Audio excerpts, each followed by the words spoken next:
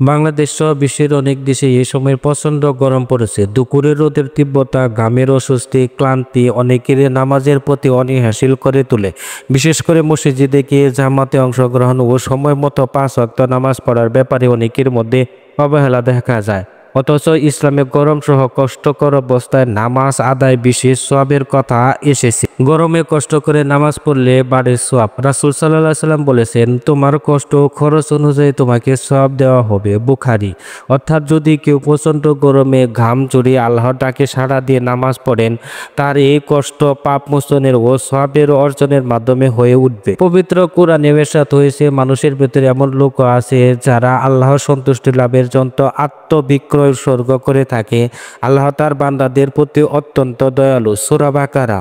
তীব্র গরমে ইবাদত আল্লাহর অনুকম্পা লাভের মাধ্যম। অতিরিক্ত গরম হলো জাহান্নামের নিঃশ্বাস।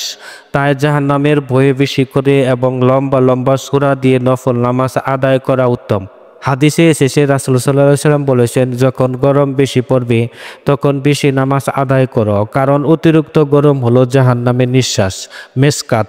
হাদিস নং 591। গরমে সাহাবায়ে কেরামের আমল। হযরত আবু মুসা আশআরী রাদিয়াল্লাহু আনহু বলেন, গরম ও কষ্টের সময় আমরা নামাজ আদায়ে আরো উৎসাহী হয়ে যেতাম, কারণ আমরা জানতাম এ সময়ের ইবাদত আলাদা ফজিলত আছে। ইসলামী চিন্তাবিদদের মতামত। শাইখ আব্দুল্লাহ বলেন, জীবনের প্রতিটি সময়ে সুখ দুঃখের, গরমে শীত, ব্যস্ততার অবসরে নামাজের গুরুত্ব অপরিবর্তনীয়।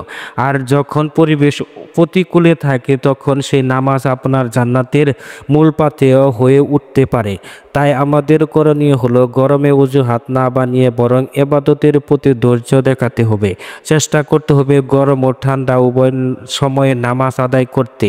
জামাতের ফজিলতের কথা ভেবে জামাত পরিত্যাগ যেন না হয় সে চেষ্টা থাকতে হবে। খুবই বেশি গরমের মৌসুমে জোহরের নামাজ একটু দেরিতে পড়া সুন্নত। আবু যর রাদিয়াল্লাহু আনহু বলেন, এক সময় আমরা রাসূল সাল্লাল্লাহু আলাইহি ওয়াসাল্লামের সঙ্গে ছিলাম।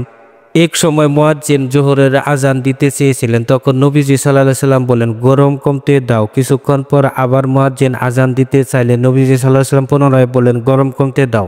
এভাবে তিনি নামাজ আদায়ে এত বিলম্ব করলেন যেন আমরা টিলাগুলোর ছায়া দেখতে পেলাম। অতঃপর নবীজি সাল্লাল্লাহু আলাইহি ওয়াসাল্লাম বলেন, গরমের প্রচণ্ডতা জাহান্নামের উত্তপ্ত হতে, কাজে গরম প্রচণ্ড হলে উত্তপ্ত কমার পর নামাজ আদায় করো। আর এই গরমের কারণে কেউ যদি নামাজের অলসতা করে তবে তিনি নিজেরই ক্ষতি করেন, কিন্তু যিনি গরমে অপেক্ষা করে কষ্ট করে নামাজ আদায় করেন আল্লাহ তাকে তার দ্বিগুণ প্রতিদান দেন।